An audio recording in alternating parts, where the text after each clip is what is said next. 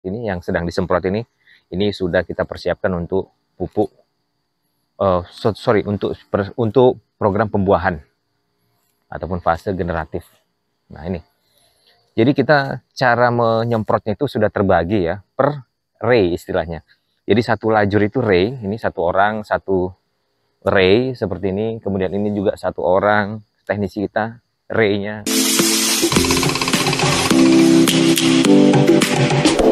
Yuk, mari berbagi rasa dan berbagi cara penyemprotan.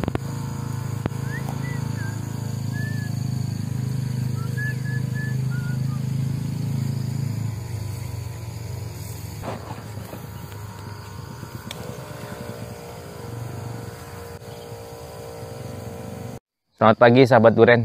Jadi hari ini kita melakukan penyemprotan. Nah ini kita melakukan penyemprotan pupuk organik cair. Jadi bahan baku pupuk ini menggunakan teknologi nano. Ya. Nah ini ada 4 orang teknisi kita melakukan penyemprotan. 1, 2, 3, sana 1 orang lagi, 4. Jadi kita betul-betul fokus sekarang ke program penyemprotan pupuk organik cair ya.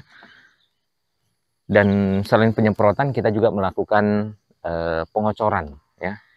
Pengocoran untuk batang-batang pohon duriannya, karena target daripada pupuk organik cair kita ini adalah jaringannya, bukan ke tanahnya. Karena dengan ukuran yang kecil ya, dengan ukuran nano ataupun 1/10 pangkat minus 9. Jadi harapannya bahan-bahan aktif ya, pupuk N, P, K, C per N-nya itu ya, organiknya itu bisa diserap dengan baik oleh pohon durian kita. Nah ini kondisinya sekarang. Ke batang ya Bang? Pangribuan ke batang. Oke, nah ini kondisinya penyemprotannya. Ini udah? Udah. Ini dia kondisi pohon durian yang sudah kita semprot. Nah itu si teknisi kita, si Siagian ya, ke batang ya, mulut daun, stomatanya. Nah jadi target kita memang ke jaringan, mulut daun atau stomata, kemudian ke batang utama dan dahan-dahan sekunder maupun tersiernya. Ini kondisi pohon durian kita hari ini. Kita lagi melakukan pemupukan ya. Jadi pemupukan kita itu ada 2, ada yang organik, ada yang chemical. Memang kita masih mengcombine antara organik dengan chemical. Tapi penggunaan pupuk chemical ataupun pupuk kimia kita itu sedikit demi sedikit kita kurangi dosisnya, karena sudah diimbangi dengan penggunaan pupuk organik ya. Apakah berupa pupuk organik padat maupun pupuk organik cair. Nih. Ya kondisi kita. Tadi juga saya baru selesai pruning ya, baru saya pruning beberapa bagian pohon kita yang dahannya dan kondisinya gondrong, kita pruning, kita pangkas. Ini dia. Dan yang disemprot ini memang beberapa pohon sudah memasuki fase generatif ya, tapi yang masih berukuran kecil seperti ini ya, ini masih fase vegetatif. Jadi masih pembesaran, perawatan ya. Itu semua sudah diberikan tanda. Jadi kalau pohon-pohon yang sudah kita program generatif atau program pembuahan, kita berikan tanda pita merah. Nah, itu salah satu strategi kita di sini untuk membedakan mana pohon-pohon yang mau kita program buah ataupun dia sudah memasuki fase generatif, dan mana pohon-pohon yang masih dalam masa-masa perawatan ataupun pembesaran. Jadi dia masih fase vegetatif. Nah, ini kita lihat ini contohnya. Ya, ini. Jadi kalau ada tanda seperti ini ya, tanda pita merah seperti ini dia sudah kita persiapkan untuk program pembuahan. Nah ini.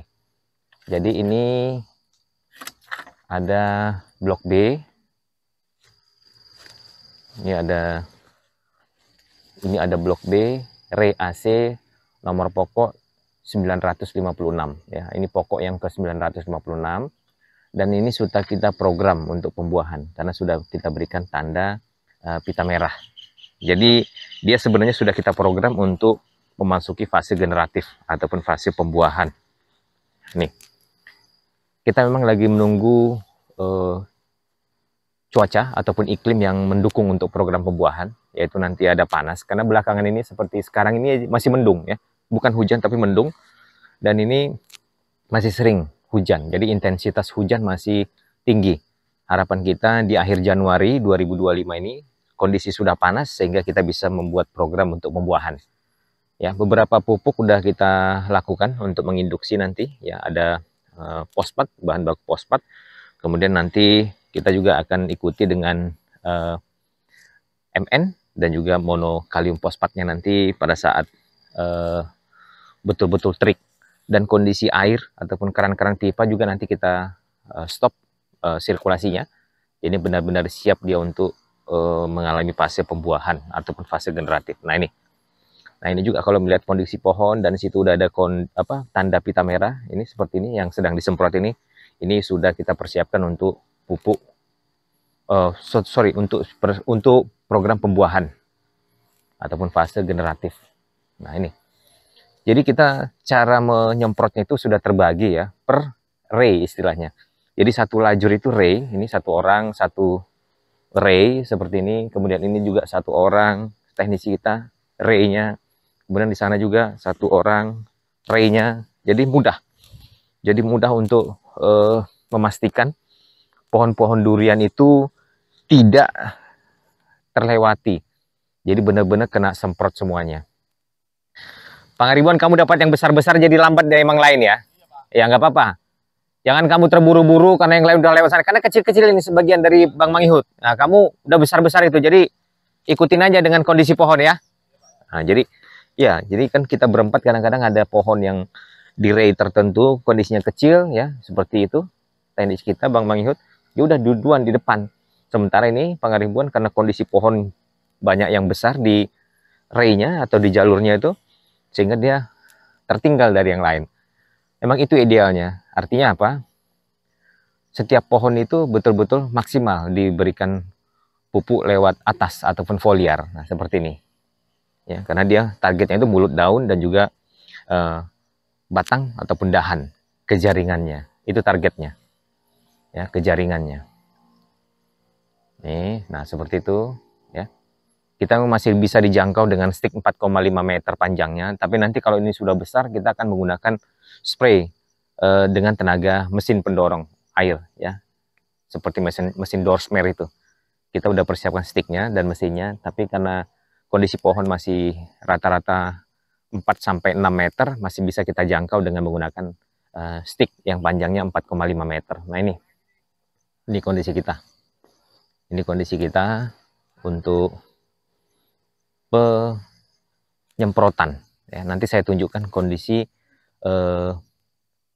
pengocoran ataupun kocor, dikocor ke batang bawah setinggi 1 meter dari permukaan tanah, kita kocor ke jaringannya ya. Ikutin lagi biar saya tunjukkan untuk pengocorannya.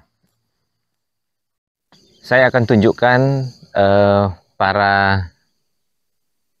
BL kita ataupun karyawan kita yang mengocor pupuk organik cair ke batang. Ikutin terus ya. Nah, ini sahabat duren, di belakang saya ini adalah pengocoran. Jadi setiap pohon itu dikocor ke jaringannya. Jadi mereka menggunakan gembor air 10 liter, kemudian kita campur dengan pupuk organik. Nah inilah sekarang mereka melakukan pengocoran. Nih, dikocor ke jaringan pohon. Udah nyala airnya, Bu?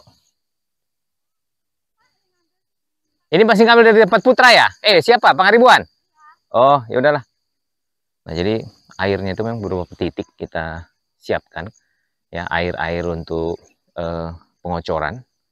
Jadi begitu sudah ditampung di gembor yang 10 liter, kemudian mereka campurkan bahan organik cairnya, baru mereka kocor seperti ini ya, ke pohon per pohon.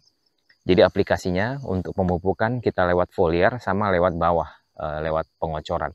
Tapi unik karena dengan teknologi nano ini, pengocoran itu, kita bukan targetnya itu ke tanah ya, bukan ke piringan. Bukan ke piringan yang kita buat, bukan ke piringan, tapi ke ini, ke jaringan pohon duriannya, ke sini. Biasanya 1 meter, dikocor ya, sampai merembes ke bawah, ke akarnya. Tuh, karena beberapa aplikasi yang sudah kita praktekkan di anca-anca yang lain ya, masih di kebun kita, kebun durian Musangking Gunung Perak ini bagus kondisinya. Ya, makanya kita secara menyeluruh kita aplikasikan sekarang pengocoran dan juga penyemprotan atau foliar untuk pupuk organik cair. Ya, inilah kondisi kita. Sama seperti anca yang lain, anca yang ini ya, ini A1, ini A2. Kondisinya masih sama, maksudnya adalah ada 2 fase di sini. Ada fase vegetatif, pembesaran, dan fase generatif, pembuahan. Jadi kita sudah siapkan program pembuahan. Sebenarnya beberapa waktu yang lalu, di tahun 2004 yang lalu, beberapa pohon durian kita ini sudah berbuah ya, tapi memang belum begitu banyak. Karena sekarang kita full, usia tanaman yang kita program buah itu udah 4,5 tahun. Ya, jadi udah matang dia, sampai 5 tahun. Mudah-mudahan program pembuahan kita ya, fase generatif ini bisa menghasilkan buah yang bagus. Inilah kondisi pohon kita sekarang ya, di kebun durian Musangking Gunung Perak. Ini kondisi pohon-pohon yang sudah kita persiapkan untuk fase generatif seperti itu, seperti yang saya jelaskan tadi. Ada tanda pita merahnya. Kalau sudah ada pita merah berarti dia sudah kita persiapkan untuk pembuahan. Oke sahabat durian ya, mudah-mudahan bermanfaat. Jika ada yang mau ditanyakan ataupun mau didiskusikan ya, kita bicarakan ya, sahabat durian bisa tulis di kolom komentar, di kolom komen. Kita bisa komunikasi lebih jauh di sana. Terima kasih sudah nonton ya, jayalah durian Indonesia. Mudah-mudahan kita sesama pekebun durian bisa sukses mengawal kebun durian kita masing-masing, dari mulai fase vegetatif hingga fase generatif dan menghasilkan buah yang bagus. Terima kasih. Jangan lupa subscribe, share, like, dan komen. See you. Bye-bye.